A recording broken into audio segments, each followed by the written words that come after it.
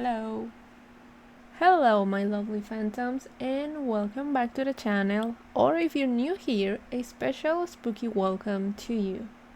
I'm Lynette, your fallen angel, and I'm also your guide to the weird and the wonderful worlds of animation. Now, as the air gets colder and the nights get longer, our thoughts naturally turn to binge watching. But not just any binge watching, I'm talking about the kind that leaves you checking over your shoulder, that makes the creak of your house sound just a little more sinister. That's right, today is Halloween. And for many of us, that means it's the perfect time to dive into stories that send a shiver down your spine. So, today we're diving into my personal top 5 anime for a spooky binge. Now, a crucial disclaimer. This list is a tapestry woven from my own personal tastes, my nostalgia, and what I find truly unsettling. Horror is one of the most subjective genres there is. What keeps me up at night might be a yawn for you, and that's the beauty of it. So, I want to hear from you in the comments. Let's make this a conversation. Okay, I'm a little happy because I have a little intro. Okay, let's begin.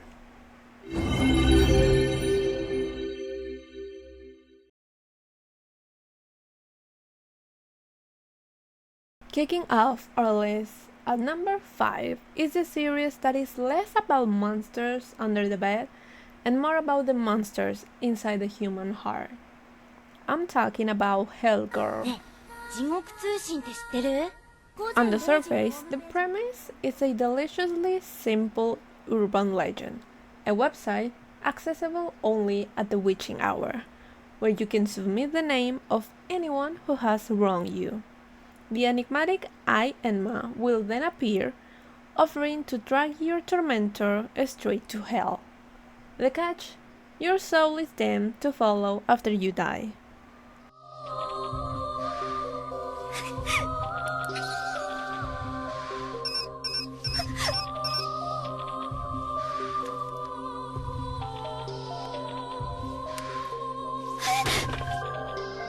But Hellgirl is so much more than a Revenge of the Weak anthology. It's a relentless philosophical inquiry into a single brutal question. What is the price of closure? Each episode is a tragic case study of a person pushed to their absolute limit. We see their pain, their suffering, and we understand why they'll grasp that struggle.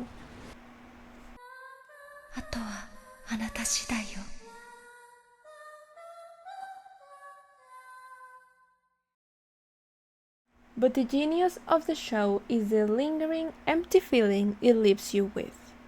The revenge is exacted, yes, but the client is left with a hollow victory and the certain knowledge of their own damnation. It's a system that doesn't solve trauma, it just passes the eternal pill. There's an ongoing subplot with a journalist investigating the phenomenon, and he acts as a moral anchor, constantly questioning the ethics of this entire infernal operation. So, I pose this question to you, the audience. If the hell correspondence were real, what kind of wrong would be worth the price of your own soul? Is there a line that once crossed will make you sign that contract? Let me know your hardline in the comments below. It currently has 4 seasons to sink your teeth into, each one exploring new facets of this dark moral puzzle. Now let's crank the visceral horror up to 11 with our number 4 pick, Deadman Wonderland. Now imagine this. You're an ordinary middle school student, Ganta Igarashi, and in a single bloody movement, everyone you know is brutally murdered. You're framed for the massacre, and then you're sentenced to a nightmare private prison called Deadman Wonderland. This isn't just a prison, it's a sadistic theme park where inmates are forced to participate in deadly games for the entertainment of the public, all while wearing a collar that slowly poisons them unless they win antidotes. It's a decent high-concept premise that blends sci-fi, body horror, and social commentary on spectacle culture. The public happily watches these condemned people fight and suffer for their amusement. Ganta's quest for survival and his hunt for the mysterious Red Man is a roller coaster of violence and revelations. Now, I know, I can already hear a segment of the audience typing, but it's a hot mess, it's rushed and doesn't adapt the manga properly. And you know what? You're not entirely wrong. The anime is famously incomplete, ending on a massive cliffhanger. It condenses plot points at a breakneck pace. But here is my defense. Deadman Wonderland has raw, unadulterated style. The concept of the branches of sin, which is using your own blood as a weapon, is one of the most visceral and cool power systems in anime. The atmosphere is relentlessly oppressive. Yes, I know. It's a flawed gem, but a gem nonetheless. It's short, 12 episodes, bursts of chaos, and sometimes that's exactly what you're in the mood for. So, a two-part question for you. For those who haven't seen it, does this flawed but fascinating premise intrigue you? And for the manga readers out there, without spoilers, what's the one thing you wish the anime had gotten right? Our number 3 spot is held by one of the most divisive, haunting, and unforgettable series in the genre, Elfen Lied. And yes, it's pronounced Lied, like the German word for sunk.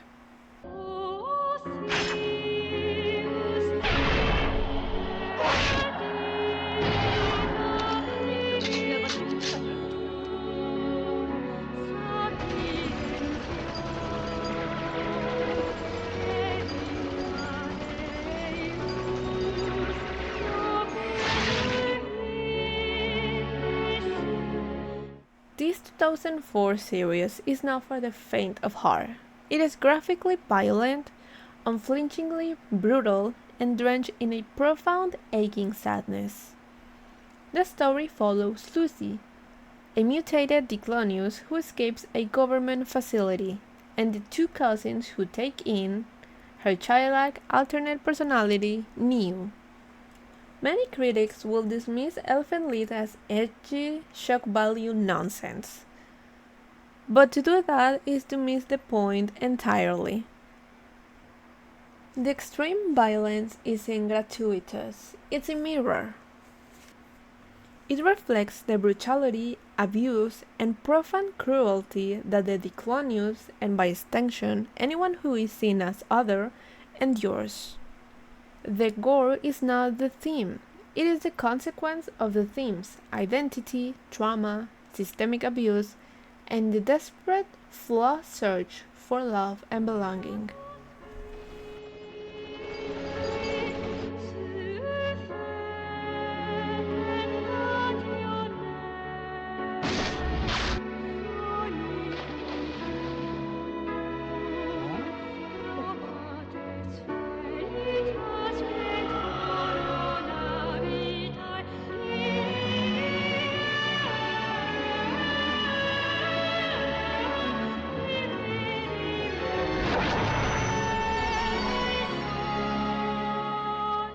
The series asks an uncomfortable question: can a being created for violence ever know peace? Can someone who has only ever known hate ever be capable of love? The pacing can be inconsistent, yes, with a slower, more atmospheric start that gives way to a rush ending, but the emotional core remains powerful. This is where I want to pause and hear from you. This is the most controversial pick on my list. So where do you stand? Does the extreme violence in Elfen Lied serve a deeper emotional purpose? Or does it cross the line into being gratuitous and exploitative? The debate is part of its legacy, and I'm genuinely curious where this community falls. Now, for our number 2 pick, we have to talk about the Titan. The getaway, the psychological masterpiece that is Death Note. Look around. There are plenty of things this world could do without. Immorality, sin, crime. It's time for a change. I can feel the comment section warming up already. How can you put Death Note at number 2? It's the greatest anime of all times. Or more like. I can hear you all thinking, oh, she's going to talk about the drop in quality after episode 25. And you're absolutely right. Hehe. Hear me out. My placement isn't a slight against Death Note's pick. It is an acknowledgement of it. The first 25 episodes of Death Note are, in my opinion, the most perfect stretch of psychological thriller ever animated. It is a flawless cat and mouse game between two geniuses. Light Yagami, a boy with a god complex who finds a notebook that can kill, and L, the eccentric detective determined to stop him. The intellectual chess match between these two is unparalleled. My argument is that the story reaches its natural, devastating climax at the end of that arc. What comes after is different. It feels like an extended epilogue with new characters trying to fill a void that for me, it's unfillable. The tone shifts and the relentless tension of the first half dissipates. But this is my take, and I want yours. This is a hill many anime fans have died on. So let's have it. Is Death Note a masterpiece from start to finish? Or does it fundamentally change after a certain point? And finally, we reach the pinnacle. The anime that, for me, embodies the perfect Halloween binge. The number 1 spot goes to another. あれが光一くんが通う中学校ね。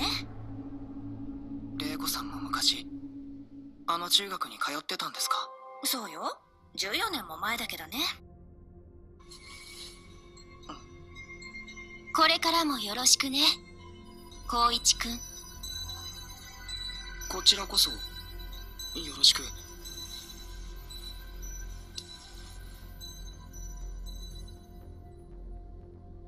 While other animes on this list rely on philosophical dread or visceral horror, another is a masterclass in pure, unadulterated atmosphere.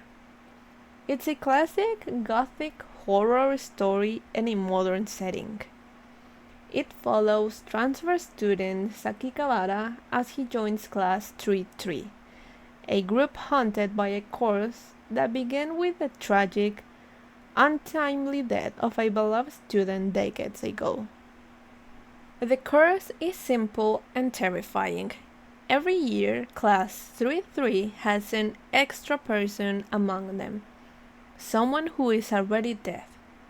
And death will gruesomely claim students and their families to correct this mistake. The horror isn't in jump scare, it's in the slow, creeping dread. The sound design, full of oppressive silence and sudden sharp noises, the muted, almost sickly color palette, and the ever-present watching eyes of the dolls.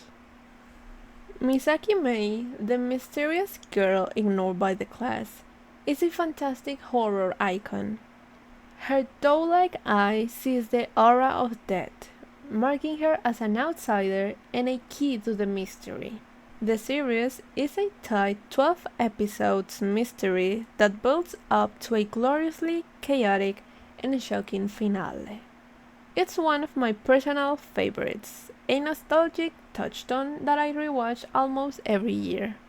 So my final question for you all is this. The Curse in Another is all about a collective secret, paranoia, and the idea of a surplus person. So tell me, what's the most terrifying part of that concept for you? Is it the unknowing paranoia, or the class willingness to engage in a sacrificial ritual to protect themselves? And there you have it, my top 5 spooky animes to binge this Halloween season. Well, today is Halloween, so you get the idea. From the moral quandaries of Hellgirl to the atmospheric terror of Another, I hope you found a new nightmare to indulge in.